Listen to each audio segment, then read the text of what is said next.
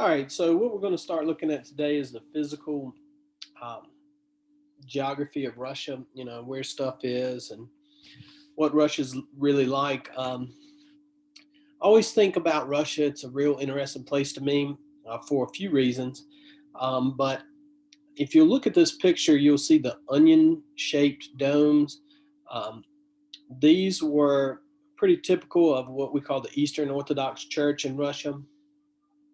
Very old school church after the split between the Roman Catholic Church and the Eastern Orthodox Church called the Great Schism. Russia adopted the Eastern Orthodox Church from the Byzantine Empire. So you learn all about that, next year. But just to give you an idea, whenever I see these, I just think about Russia. When you see these sort of onion-shaped dome buildings, you think about Russia. So where is Russia located physically? It's about close to 5,000 miles away from Washington, D.C. This map is a little misleading. When you look over here to the left, you see this little orange spot here. It's real close to um, Alaska, which is a United States, part of the United States. It's one of our 50 states, and it's very, very close to Russia. So the Russians weren't too thrilled about that acquisition, as you can sort of understand. It put us really close to them during the Cold War. Um, the Cold War is something that we'll talk about a little later, and it's hard for people to understand, people your age to understand, because you didn't really live through it. I lived through the Cold War, so I kind of know what was going on. You know what I mean? Um, but anyway, we'll talk about that a lot more. If you ever think about, any of you are gamers, video gamers, I always think about Black Ops, Cold War, because it's set in that time period where it was us against Russia. There was no real war. Like, we didn't fight a physical war, but there was always tension. We didn't like each other, two competing ideologies. So, that's what I think about when I think about the Cold War and Russia itself. Here are some of the countries that you'll um, be required to know. It's not as much as you would think. Um, this large area right here, this large sort of mass, is what you consider Russia itself. There's all sorts of places located in here. One interesting thing when you look at this, the Ural Mountains, okay, separate Asia Russia from European Russia. Okay, the Ural Mountains is really a barrier that sort of divides the two. Okay, um, Eurasian republics in the Caucasus Mountains. You have Armenia, which is, I don't know if you can see my area, but it's arrow, but the arrow points right to it. Um, Georgia, which is not Georgia like the United States, and Azerbaijan. Not even know if I'm saying that right, but the Eurasian republics in Central Asia.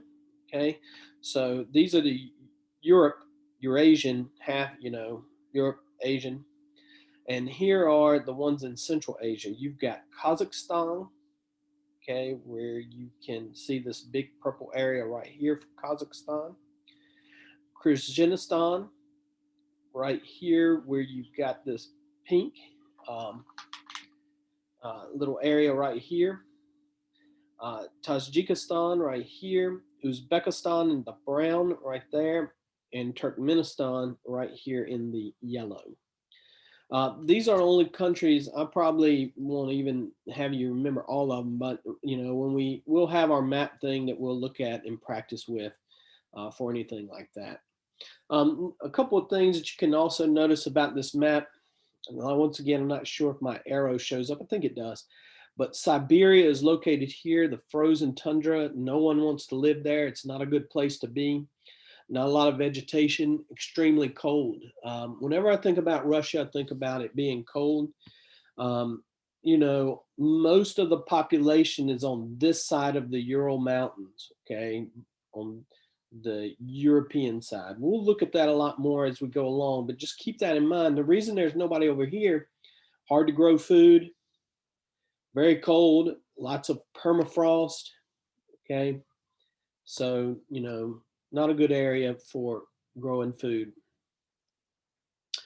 The major cities, when we talked about the major cities earlier, we had Kiev was one of ours. And I was always like, I mean, Kiev in Russia isn't that important today. Um, you have St. Petersburg and Moscow are the ones I'm going to, you know, have you be accountable for, because these are the two largest cities.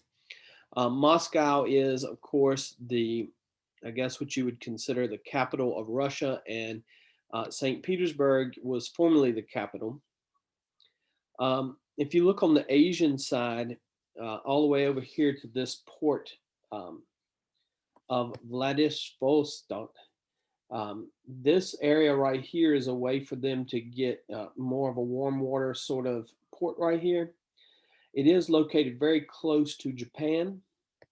Then you have Novosibirsk, which is located here on the Asian, sort of more in the Asian area. But also notice that it's located a little bit to the, whoops, let me go back, to the southern part right here of Russia and Asia, where it's closer to Kazakhstan, Mongolia, but it's located right there where you don't have all the permafrost and the cold tundra area. All right, the major cities, once again, there you see them.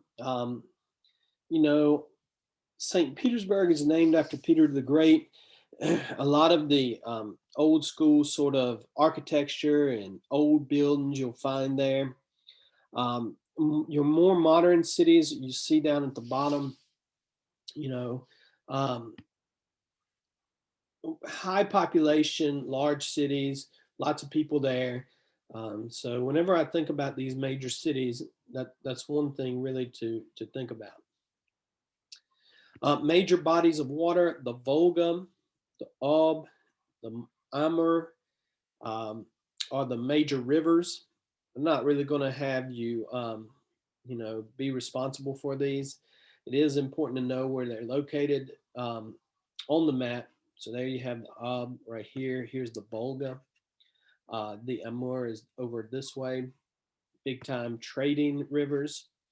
Lake Baikal, um, located right here. This is one of your major lakes. The Caspian Sea is located right here. Okay, Caspian Sea is kind of an important waterway for Russia. If you'll notice too, it's sort of here in Kazakhstan, and then Russia goes up, sort of around that area. Okay, the Aral Sea. Um, then you have the Pacific Ocean on this side, where you've got China right below there, Japan, and then of course you've got the Arctic Ocean, which is up here at the top. One of the things about the Arctic Ocean, it's very cold, so it's not a warm water port. You don't have a lot of shipping in this area, mainly because most of it is just simply ice.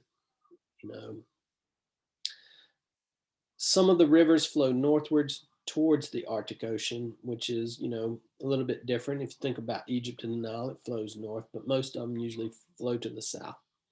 But these flow to the north. All right, physical geography, once again, very vast land area. A couple of the questions that you have, which two continents do you find Russia on? Europe and Asia. Plains cover most of the region. Large plains in southwestern Russia and northern Kazakhstan are called the steppes. This is really good for agriculture and for grazing. The Ural Mountains separate northern European plain from the Western European plain, or Western Asian plain, the Siberian plain, which you'll find here. Here's the Urals. Everything on this side is Asia. Russia is mostly found in Asia land-wise, but all the population is over here in Europe. There you see this, the steppes, and This is where you find a lot of really good, fertile land. So here are the natural barriers. Russia has oceans on the northern and eastern border. Okay, the Arctic Ocean is extremely hard to sail through or navigate through, and where you have to come through here, like it is a little bit hard to explain this to. You got the Bering Strait up here. You would sail through this area. You can look up there. There's Santa Claus and the North Pole right here at the top. All of this is icy water, very difficult to sail through. Mountains lie along much of Russia's southern border.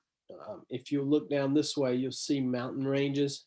Once again, when Afghanistan, the Russians used to try to attack Afghanistan and over here in the Middle East, and they would go through the mountains. The mountains are, basically a barrier for them, and basically a barrier for other countries against them, but at the same time, it does protect them.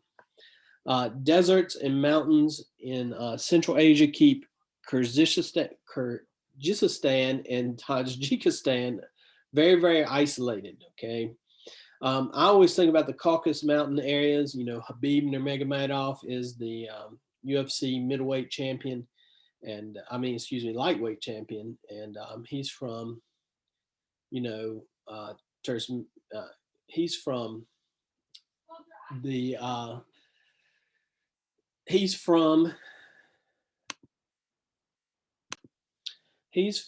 the Caucasus region of Dagestan. So we won't really talk about that a lot, but maybe we'll look at him as we go along through this.